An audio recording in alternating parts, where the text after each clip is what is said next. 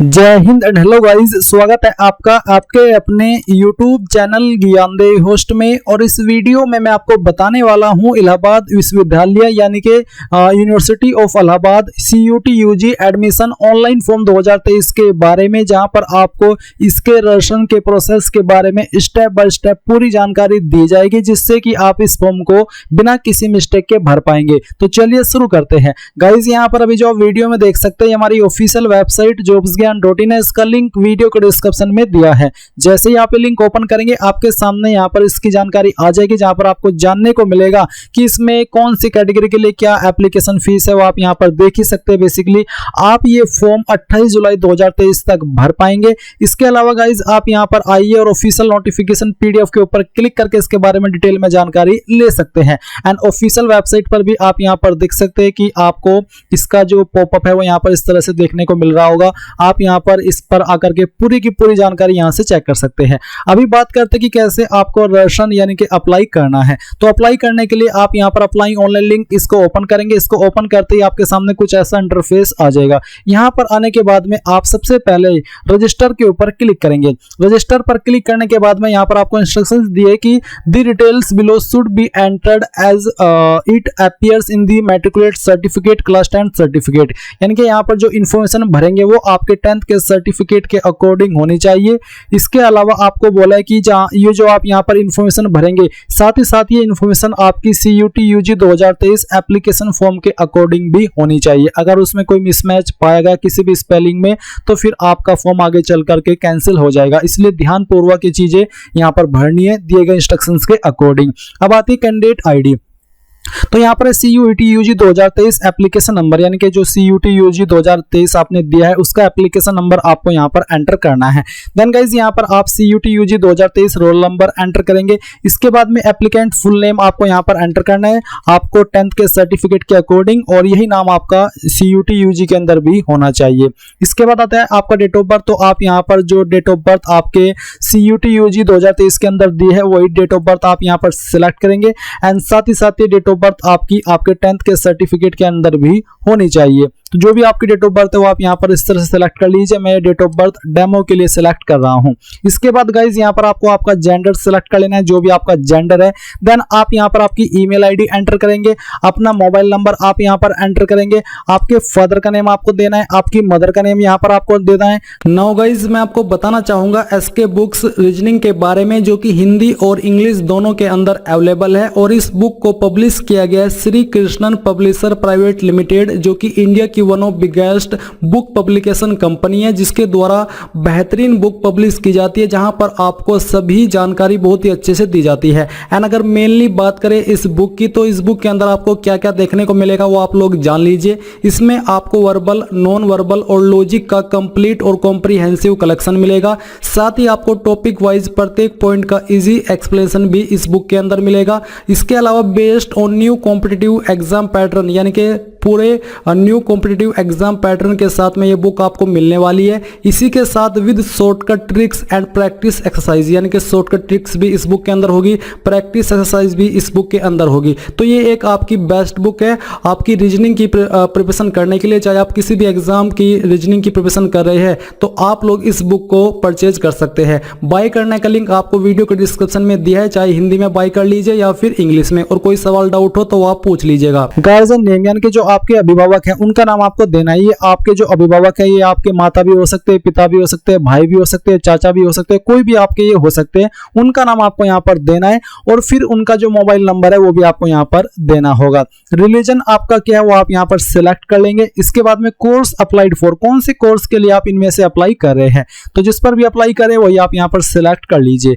इसके बाद गाइस आता है 10th high school passing year, यानी कि 10th आपने किस साल के अंदर पास की है वो आप यहाँ पर सिलेक्ट कर लीजिए। इसके बाद में यहाँ पर आता है 10+2 इक्विवेलेंट, यानी कि आपने 12वीं किस साल के अंदर पास की है वो आपको यहाँ पर सिलेक्ट करना होगा सेम तरीके से। एंड इसके बाद में यहाँ पर आता है आपके सामने 10+2 इक्विवेलेंट एग्जामिनेशन डिटेल, तो आपने किस बोर्ड के द्वारा आपकी 12वीं पास की है उस बोर्ड का नाम आपको यहाँ पर एंटर करना है। इसके बाद में आपका जो 12th का रोल नंबर है वो आप यहाँ पर एंटर करेंगे।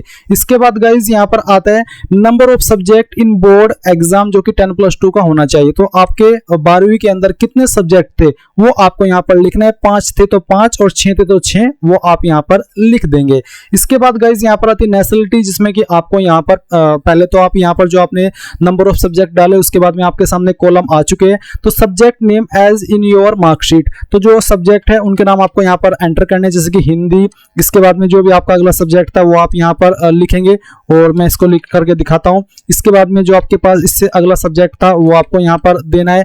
फिर उसके बाद में जो आपके पास उससे अगला सब्जेक्ट था वो आप यहाँ पर एंटर कर देंगे, और ये एंटर करने के बाद में यहाँ पर जो आपके पास 5th सब्जेक्ट था वो भी आप यहाँ पर एंटर कर देंगे। तो चलिए हम यहाँ पर इसको एंटर करते हैं।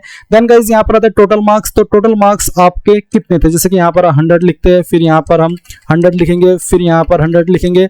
इसके बाद में फिर यहाँ पर मैं 100 टाइप करता हूँ, और फिर यहाँ पर भी मैं 100 टाइप कर देता हूँ। अब इनमें से आपको कितने कितने नंबर आए थे वो आप यहाँ पर total marks obtained by the student, यानी कि कितने नंबर आपको कौन से सब्जेक्ट के अंदर आए थे वो आपको यहाँ पर लिखना है। तो इस तरह से आप इन नंबर को अपने को जो भी आपको आए थे वो यहाँ पर लिखते चले जाएंगे, और जो भी बेसिकली आपके नंबर आए थे वही आपको यहाँ पर देने हैं। तो चलिए हम यहाँ पर इन नंबर को फिल कर देते हैं। ये फिल करने के बाद में नीचे आती है आपकी नेशनलिटी। अब आपको यहाँ पर इसमें इंडियन सेलेक्ट कर लेना है। मदर टंग, यानी कि आपकी मातृभाषा कौन सी है, हिंदी, इंग्लिश, गुजराती, मराठी, जो भी है आपकी बेसिकली जो भी आपकी मदर टंग है वही आपको यहाँ पर लिखनी है। आधार नंबर आपको यहाँ पर देना है। कास्ट कैटेगरी आपकी कौन सी है वो आप यहाँ पर सिलेक्ट कर लेंगे। अनरिजर्व्ड है तो आप, जनरल है तो अनरिजर्व्ड सिलेक्ट करेंगे, एंड बाकी कैटेगरी यहाँ पर आपको दी ही गई है। जैसे कि मैंने एससी सिलेक्ट की तो फिर आप यहाँ पर आपकी सब कैटेगरी भी लिखेंगे, जो भी आपकी सब कैटेगरी है। एसटी सिलेक्ट करते तब भी आपको सब कैटेगरी देनी है। अनरिजर्व्ड में भी आपको आपकी सब कैटेगरी देनी होगी। सब कैटेगरी का मतलब कि आपकी बेसिकली कास्ट है कौन सी वो आप यहाँ पर लिखेंगे।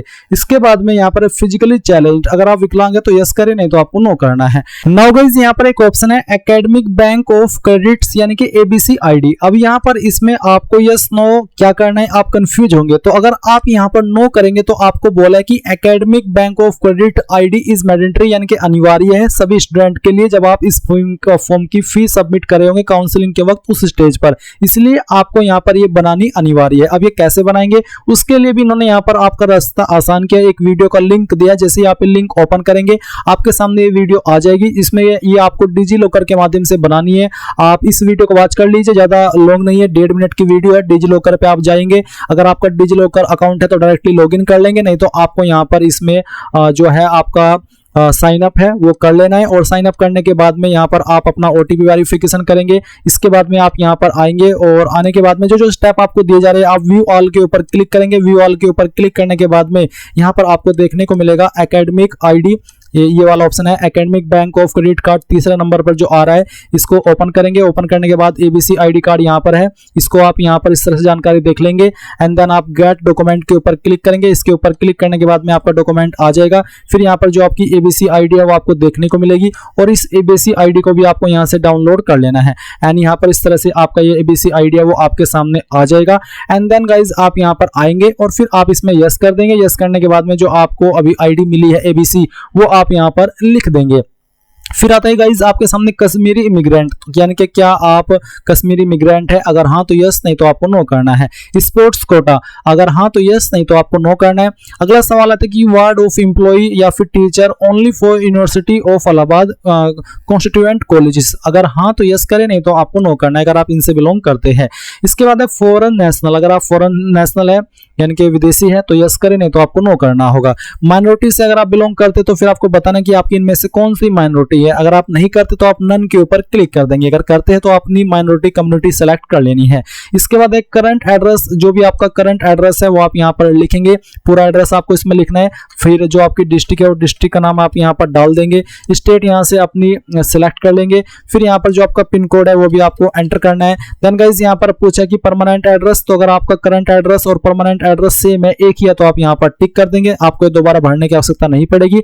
अगर अलग है तो अनटिक करके अलग से यहाँ पर आप भर दीजिएगा। फिर आप यहाँ पर टिक करेंगे। टिक करने के बाद में गाइज सभी जानकारी चेक करते हुए नेक्स्ट के ऊपर क्लिक करेंगे। अब गाइज यहाँ पर आपके सामने अपलोड डॉक्यूमेंट का सेक्शन आ चुका है, जहां पर रिसेंट पासपोर्ट साइज फोटोग्राफ आपको अपलोड करना है एंड जो इसका साइज है वो आपका 200 KB से कम ही रहना चाहिए। तो ये फॉर्म मैं डेमो के लिए भर रहा हूं, तो मैं यहाँ पर एक रैंडम फाइल सिलेक्ट करूंगा। तो आपको यहाँ पर जहां पर भी आपकी फाइल है वहां पर जाना है और फाइल सिलेक्ट कर लेनी है और फिर यहाँ से आपको इस तरह से ओपन करनी है, तो आपकी फाइल का नेम आ जाएगा। इसके बाद जो आपका सिग्नेचर है वो आपको सिलेक्ट करना है, जहां पर भी सिग्नेचर है सिलेक्ट कीजिए और यहाँ से इस तरह से ओपन कर लीजिए।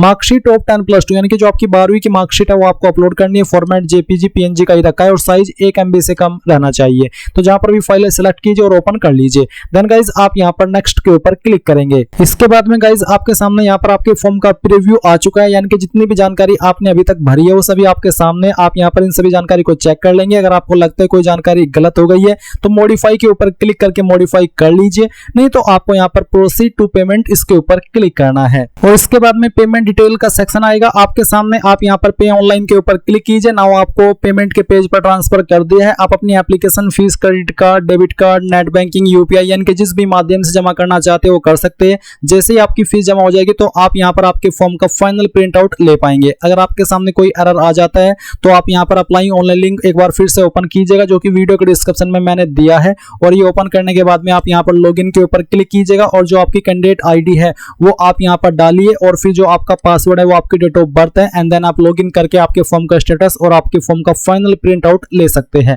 तो इस तरह से आप लोग Allahabad university CUET UG form को भर पाएंगे। आई होप ये प्रोसेस आपको पसंद आया होगा। So thanks for watching. जय हिंद।